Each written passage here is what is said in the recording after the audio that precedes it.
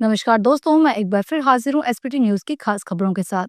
पेश है 6 अक्टूबर 2025 सोमवार शाम 7:15 बजे राजस्थान के विभिन्न शहरों की 15 बड़ी खबरें। जयपुर में सवाई मानसिंह अस्पताल के ट्रॉमा सेंटर में आग लगने की दुखद घटना के बाद मुख्यमंत्री भजनलाल शर्मा ने अपना निर्धारित दिल्ली दौरा तत्काल प्रभाव से स्थगित कर दिया है। मुख्यमंत्री का आज दिल्ली में कई केंद्रीय मंत्रियों के साथ मुलाकात और बैठक का कार्यक्रम निर्धारित था। मुख्यमंत्री ने घटना की गंभीरता को देखते हुए यह निर्णय लिया और जयपुर में रहकर हालात की निगरानी करने का फैसला किया। शर्मा लगातार अधिकारियों से घटना की जानकारी ले रहे हैं और राहत और बचाव कार्यों पर नजर बनाए हुए हैं।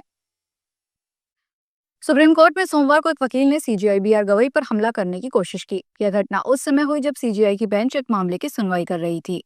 कोर्ट रूम में मौजूद वकीलों के हवाले से मीडिया रिपोर्ट में बताया कि वकील ने सीजेआई की तरफ जूता फेंका, हालांकि जूता उनकी बेंच तक नहीं पहुंच सका।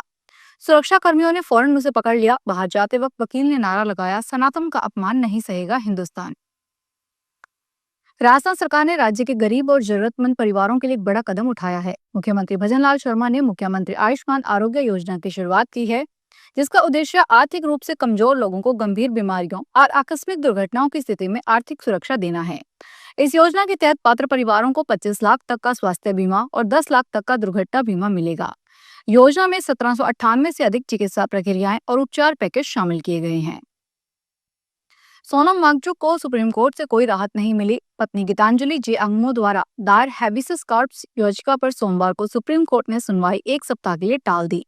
अंगमो ने यह याचिका अपने पति की राष्ट्रीय सुरक्षा कानून के तहत हुई गिरफ्तारी को चुनौती देते हुए दायर की थी।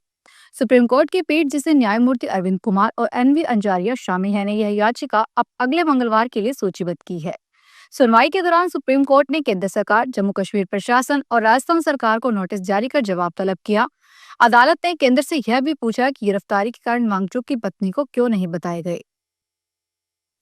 राजस्थान में कफ सिरप डेक्स्ट्रोथोफॉर्मन से 4 बच्चों की मौत के बाद स्वास्थ्य विभाग अलर्ट हो गया है। कफ सिरप डेक्स्ट्रोमेथॉर्फन पर प्रतिबंध लगा दिया गया है। वहीं राजस्थान स्वास्थ्य विभाग ने सरकार की मुफ्त दवा योजना के तहत वितरित दवाओं पर चेतावनी का लेबल लगाने की नीति लागू की है। इस नीति के तहत वो दवाएं शामिल है जो बच्चों और गर्भवती महिलाओं के लिए खतरा पैदा कर सकती है। इन खतरनाक दवाओं पर विशेष रूप से चेतावनी अंकित करने का निर्देश जारी किया गया है। चिकित्सा और स्वास्थ्य विभाग की प्रमुख शासन सचिव गायत्री राठौर ने यह अहम कदम उठाया है।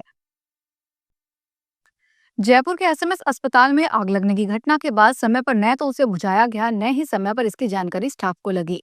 उपकरण काम नहीं कर रहे थे, ऐसी बात सामने आई है, जिसके चलते मौतों का आंकड़ा बढ़ा। हादसे के बाद अब कोटा में अग्निशमन विभाग अलर्ट मोड पर आ गया है। कोटा में सबसे बड़ा अस्पताल एमबीएस है। इसके अलावा न्यू मेडिकल कॉलेज अस्पताल है, जहां रोज 2000 से ज्यादा की ओपीडी होती है।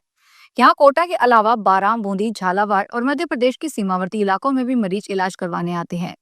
जयपुर हादसे के बाद अब कोटा में अस्पतालों की फायर सेफ्टी ऑडिट की जाएगी। चित्तौड़गढ़ में आज सोमवार को राजस्थान पुलिस ने ऑपरेशन जागृति चरण 04 के तहत जागरूकता वाहन रैली का आयोजन किया। यह रैली एसपी ऑफिस से शुरू होकर roadways bus stand, Subhash Chowk, Golpyau चौराहा, महाराणा सेतु मार्ग होते हुए वापस कलेक्ट्रेट चौराहे पर पहुंची, जहां इसका समापन हुआ। रैली में पुलिस की टीम, यूनिसेफ के प्रतिनिधि शामिल हुए। सभी के हाथों में जागरूकता से जुड़े बैनर और पोस्टर थे, जिन पर बच्चों की सुरक्षा और पोक्सो एक्ट से संबंधित संदेश लिखे हुए थे। लोगों के नारे समाज को बाल सुरक्षा का संदेश दिया। राजस्थान के सरकारी स्कूलों में मिड डे मील का मेन्यू अब स्कूलों की दीवार पर लिखा मिलेगा। उसमें विद्यार्थियों को सप्ताह में प्रतिदिन के हिसाब से मिलने वाले भोजन की पूरी जानकारी होगी। इस संबंध में मिड डे मील योजना के आयुक्त विश्वमोहन शर्मा ने सभी जिलों के जिला शिक्षा अधिकारियों को सरकारी स्कूल में वॉल पेंटिंग करवाने के निर्देश दिए हैं। आदेश के तहत विद्यालयों में अध्ययनरत कक्षा प्री प्राइमरी से 8वीं तक के विद्यार्थियों को विद्यालय प्रबंधन समिति, एनजीओ, अन्नपूर्णा महिला सहकारी समिति, स्वयं सहायता समूहों की ओर से उपलब्ध करवाए जाने वाले मध्याह्न भोजन को निर्धारित मेन्यू के अनुसार ही देना होगा। उत्तर पश्चिमी रेलवे के जोधपुर मंडल ने पचपदरा रिफाइनरी को रेलवे नेटवर्क से जोड़ने की योजना तैयार कर ली है। लगभग सभी तकनीकी औपचारिकताएं पूरी हो चुकी है। जोधपुर के मंडल रेल प्रबंधक अनुराग त्रिपाठी ने अमृत संवाद कार्यक्रम के दौरान ये जानकारी दी। त्रिपाठी ने बताया कि रेलवे की ओर से जो भी साइडिंग या कनेक्शन की जरूरत होगी, उसे उपलब्ध करवाया जाएगा। इस संबंध में कंपनी को प्रस्ताव भेज दिया गया है। उत्तर प्रदेश में झांसी जिले के प्राचीन सिद्धेश्वर मंदिर से एक ऐसा मामला सामने आया है, जिसे सुनकर आप भी हैरान होंगे और हंसी भी नहीं रोक पाएंगे। मंदिर में दर्शन करने आया एक युवक पुजारी की नई और महंगी चप्पल चोरी करके ले गया और बदले में अपनी फटी पुरानी चप्पल वहीं छोड़ गया। पूरी घटना मंदिर में लगे सीसीटीवी कैमरे में रिकॉर्ड हो गई है। झांसी के कोतवाली थाना क्षेत्र में स्थित सिद्धेश्वर मंदिर के पुजारी वैभव त्रिपाठी रोज की तरह पूजा करने मंदिर पहुंचे थे। पूजा के बाद जब वे बाहर निकले तो देखा कि उनकी नई ब्रांडेड चप्पल गायब है। राजस्थान का ऐतिहासिक और सांस्कृतिक रूप से समृद्ध शहर जोधपुर एक बार फिर अपनी गौरवशाली परंपराओं को प्रदर्शित करने के लिए तैयार है। जोधपुर को नीला शहर और सूर्य नगरी के नाम से भी जाना जाता है। जोधपुर में सोमवार को मारवाड़ महोत्सव 2025 का शानदार आगाज हुआ। पर्यटन विभाग और जिला प्रशासन के सहयोग से आयोजित यह 2 दिवसीय महोत्सव राजस्थान की समृद्ध लोक कला, संस्कृति और रंग बिरंगी परंपराओं को दुनिया के सामने लाएगा। राजस्थान विधानसभा अध्यक्ष वासुदेव देवनानी ने लंदन में महात्मा गांधी की प्रतिमा, ब्रिटिश नेशनल पोर्ट्रेट गैलरी में महाराजा गंगा सिंह के पोर्ट्रेट और ब्रिटिश म्यूजियम में मां सरस्वती के चित्र का अवलोकन कर भारत की महान विरासत पर गौरव का अनुभव किया। देवनानी ने लंदन में राष्ट्रपिता महात्मा गांधी की प्रतिमा पर पुष्पांजलि अर्पित कर उन्हें नमन किया। इस पर उन्होंने कहा कि गांधी जी केवल भारत के नहीं बल्कि संपूर्ण मानवता के प्रेरणा स्रोत हैं। भारतीय चुनाव आयोग ने 1 जुलाई 2025 को संजीव अरोड़ा के इस्तीफे के बाद खाली हुई पंजाब की राज्यसभा सीट के लिए उपचुनाव का शेड्यूल जारी कर दिया है। इस खाली सीट की अवधि 9 अप्रैल 2028 तक है। चुनाव आयोग द्वारा 6 अक्टूबर 2025 को जारी अधिसूचना के अनुसार लोक प्रतिनिधित्व अधिनियम 1951 के प्रावधानों और इसके तहत बनाए गए नियमों के अनुसार इस खाली स्थान को भरने के लिए उपचुनाव करवाया जाएगा। राजस्थान स्वास्थ्य विभाग ने डेक्स्ट्रोफॉर्मन HPR युक्त कफ सिरप से हुई मौतों की जांच के लिए 5 सदस्यीय पैनल का गठन किया है। इस समिति में राजस्थान के सबसे बड़े सरकारी बाल चिकित्सालय JK लोन अस्पताल बाल रोग विभाग के वरिष्ठ प्रोफेसर शामिल हैं। पैनल को 3 दिन में अपनी रिपोर्ट सौंपने के निर्देश दिया गया है।